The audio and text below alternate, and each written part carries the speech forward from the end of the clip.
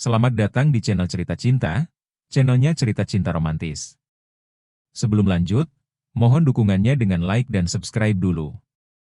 Hasrat Nikmat Sugar Daddy, bagian 15. Satria keluar dari ruang ganti dengan setelan jas rapinya. Ia menemukan Lara duduk bersandar di kepala ranjang, menunggunya. "Hari ini kamu keluar kota?" tanya istrinya itu, menatap pria yang hampir 10 tahun ini menjadi pendamping hidupnya. "Tidak.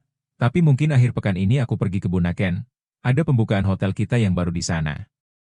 Satria menjawab dingin sambil membenahi dasi di depan cermin.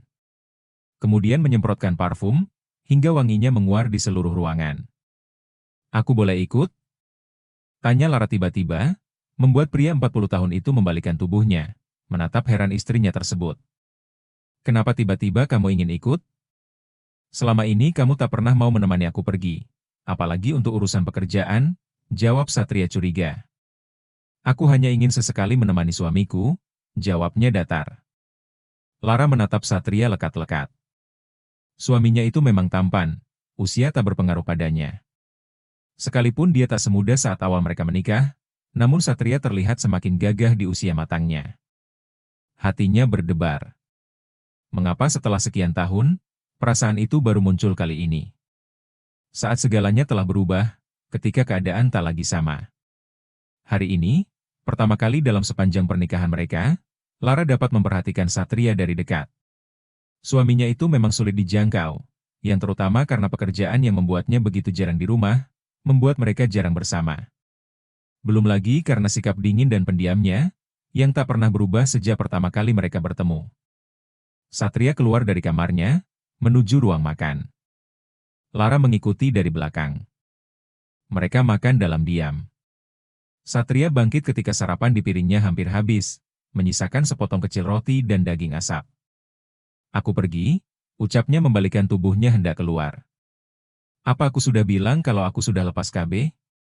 ujar Lara, dengan kepala menunduk menatap piring sarapannya yang masih utuh. "Deuk." Satria menghentikan langkahnya, dan kembali membalikkan tubuh menghadap istrinya. "Maksud kamu?" tanya Satria keningnya berkerut. "Aku memutuskan untuk melepas KB. Sekarang aku sudah tidak menggunakannya lagi," jawab Lara memberanikan diri menatap wajah suaminya. "Kenapa?" Satria melangkah mendekati Lara, dengan wajah yang berubah tegang. "Aku ingin punya anak," jawab Lara dengan suara bergetar. "Kenapa? Bukannya dulu kamu bilang tidak ingin punya anak?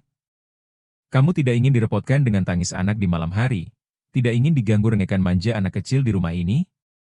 ujar Satria menelisik. "Setelah aku pikir-pikir, mungkin sebaiknya kita punya anak," jawab Lara takut-takut.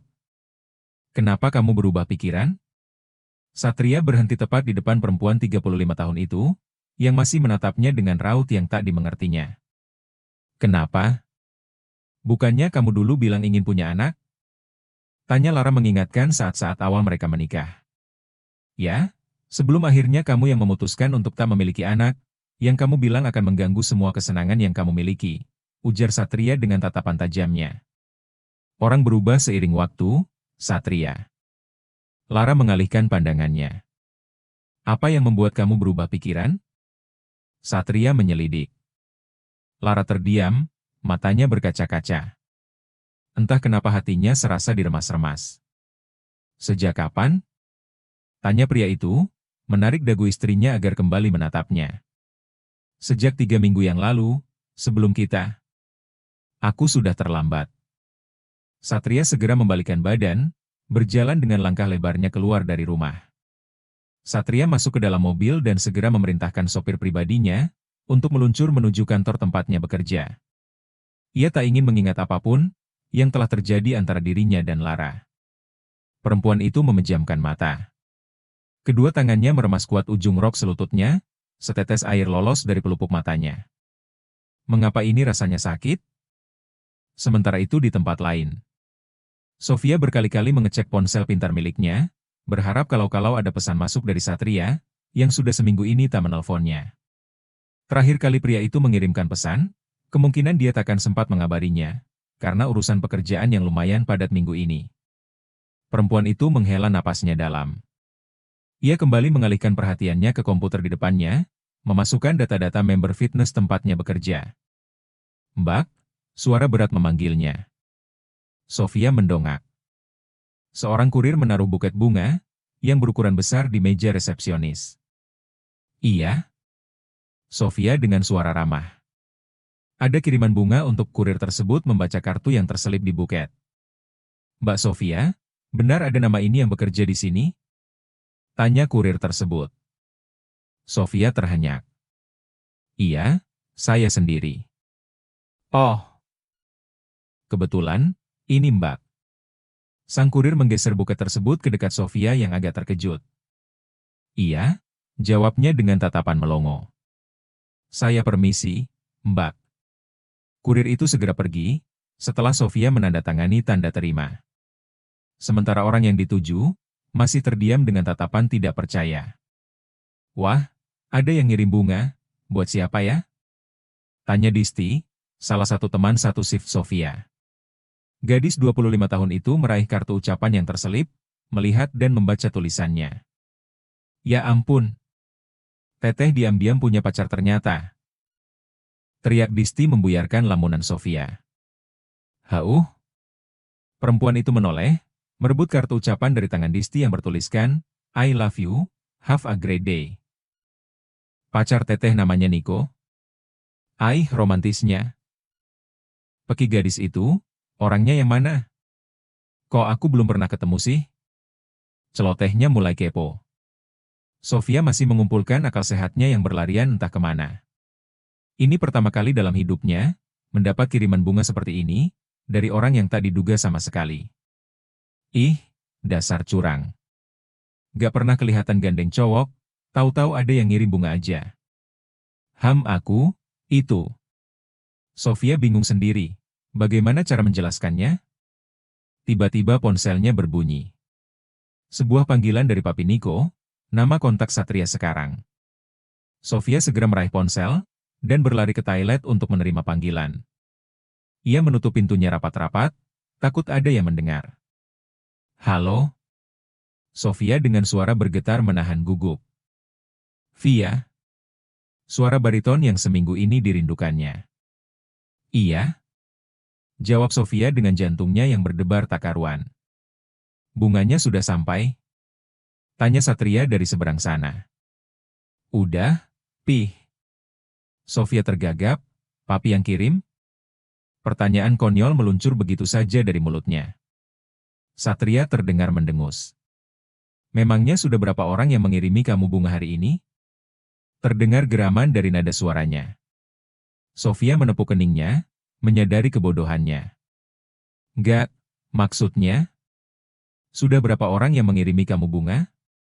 Tanya Satria mengulangi pertanyaannya, kali ini nada suaranya naik 1 oktav. Gak ada, Pih, jawab Sofia dengan suara lemah. Nyalinya menciut begitu saja, takut mendengar kemarahan dalam suara Satria di seberang sana. Yakin? Tanya Satria. Ya yakin, Pih, jawab Sofia tergagap. Kamu bohong? Gak ada yang ngirim bunga hari ini. Jawab Sofia menggelengkan kepala, seolah-olah pria itu dapat melihatnya di kejauhan sana. Berarti sebelumnya suka ada yang mengirimi kamu bunga? Satria salah faham. Gak. Jawab perempuan itu hampir berteriak. Agak kesal sebenarnya, bagaimana caranya bicara dengan pria yang tengah menelponnya ini. Via cuma tanya, beneran Papi yang kirim bunga? Soalnya memang gak pernah ada yang ngirim bunga ke sini buat Via, ucapnya menerangkan. Menurut kamu? Tanya Satria malah balik bertanya. Perempuan itu memijit pangkal hidungnya yang tiba-tiba terasa nyeri. Kamu tidak membaca tulisan di kartu ucapannya? Tanya Satria lagi. Baca? Jawab Sofia bersandar pada dinding toilet. Apa bunyi tulisannya? Tanya Satria terdengar mengejek. Sofia ragu-ragu. Via? Satria memanggil. Iya Pih? Bunyi tulisannya apa? Ulang Satria. I love you, have a great day, jawabnya pelan. Suara tawa Satria pecah di seberang sana. Tawa yang renyah, Seolah pria itu telah menemukan hal lucu untuk ditertawakan. Ih, malah ketawa? Gumam Sofia kesal.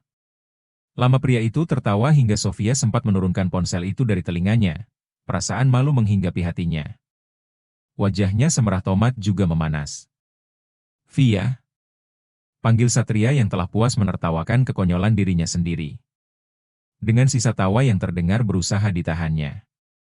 Via, panggilnya lagi. Iya, Pih? Jawabnya, masih dengan perasaan malu. Kamu mau ikut? Tanya Satria, membuat Sofia mengerutkan dahinya. Kemana? Tanya perempuan itu, mengetuk-ngetuk tabung air kloset di sampingnya kanannya. Ke Bunaken. Jawabnya, membuat Sofia membulatkan matanya hingga penuh, mulut kecilnya menganga. Kapan? Tanya Sofia bersemangat. Kita berangkat Jumat sore, jawab Satria. Berapa hari? Tanya Sofia lagi. 1 minggu? Satria terdengar menahan tawanya lagi. Papi serius? Gak kelamaan? Seakan tidak percaya. Nomor. Sofia berpikir. Aku tidak menerima penolakan kamu, tahu? Ujar Satria setengah mengintimidasi. Via lagi nyari alasan buat ayah sama ibu. Satria terkekeh, aku sudah menelpon mereka tadi pagi. Dan bilang, kalau kamu harus pergi ke Jakarta Jumat ini, untuk pembukaan cabang gimnasium yang baru. Serius? Ih, papi bohong. Sofia tergelak. Oke, aku akan menelpon mereka lagi dan bilang, kalau kamu pergi ke Bunaken untuk menemani aku, ucap Satria lagi. Jangan. Sofia berteriak. Alasan yang tadi juga boleh, katanya lagi. Satria kembali terkekeh. Oke. Jumat siang Pak Amir jemput kamu, ya? Ujar Satria meyakinkan. Iya, jawab Sofia mengangguk. Lagi-lagi bersikap, seolah pria di seberang sana dapat melihat apa yang dilakukannya. Oke, see-u, Satria mengakhiri percakapan. Siap, papi. Sofia hampir menutup telepon, sebelum akhirnya Satria kembali memanggil. Via. Jawab iya, Pih. Kembali menempelkan ponsel di telinganya. Hati-hati, dan I love you. Ucapnya, kemudian langsung mematikan telepon, sementara Sofia membeku dengan mulut mengaga. Satria menunggu dengan tenang di ruang VIP bandara, ia menelpon ke nomor Sofia setiap 10 menit sekali seperti biasa. Memastikan perempuan itu telah sampai di mana, setelah sopir pribadinya menjemputnya dari gimnasium tempat dia bekerja. Setelah 2 jam, akhirnya perempuan itu tiba di ruang tunggu, tempat sang papi tengah merebahkan tubuhnya di atas sofa besar. Aku sampai tertidur gara-gara menunggu. Umpat Satria, yang telah menyadari keberadaan Vianya di dalam ruangan itu. Jakarta macet, Pih. Jawab Sofia mendelik. Sudah tahu macet kenapa kamu tidak pergi dari pagi? Satria masih kesal. Via kan harus bersihin dulu kerjaan. Pergi seminggu, izinnya juga ribet, kilas Sofia beralasan. Nanti akan aku beli tempat kerjamu itu. Biar kamu gampang mau pergi kemanapun, ujar Satria mulai ingin menunjukkan kekuasaannya. Sofia memutar bola matanya jengah. Niat hati ingin melepas rindu yang hampir 2 minggu ini dia pendam. Namun kenyataannya pria di depannya ini moodnya sedang buruk, sehingga dia bertingkah menyebalkan. Memangnya siapa dirimu ini, Tuan? Segampang itu mengatakan akan membeli perusahaan tempatku bekerja. Kamu kira itu toko kecil yang hanya seharga puluhan juta? Batin Sofia, dia tidak tahu saja pria di hadapannya ini, yang bahkan mampu membeli ratusan perusahaan dengan uang dan kekuasaan yang dimilikinya. Akhirnya, 2 orang dengan perbedaan usia cukup jauh ini segera keluar dari ruang tunggu itu, setelah mendapat pemberitahuan dari petugas, bahwa pesawat yang akan mereka tumpangi akan segera lepas landas. Satria tak melepaskan tangan Sofia. Ia menggenggam terus tangan perempuan itu, hingga mereka tiba di ambang pintu pesawat. Sofia menghentikan langkahnya, ketika mereka hampir memasuki burung besi raksasa itu. Pertama naik pesawat? Tanya Satria, melihat kegugupan di wajah Sofia. Perempuan itu mengangguk.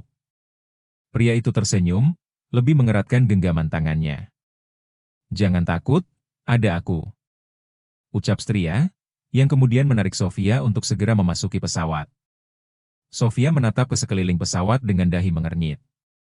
Kemudian keanehan tampak di ruang pesawat yang hanya terdapat beberapa kursi penumpang. Bahkan terdapat sofa panjang di dekat jendela. Dengan nuansa yang berbeda dari pesawat pada umumnya yang sering dilihatnya di film atau video. Kenapa nggak ada penumpang lain, Pi? Sofia bertanya dengan polosnya. Kenapa harus ada penumpang lain? Satria balik bertanya, ya biasanya kan kalau naik pesawat ada penumpang lain. Pesawat sebesar ini masa hanya kita yang naik? Memangnya ini angkot? Sofia terkekeh. Bersambung.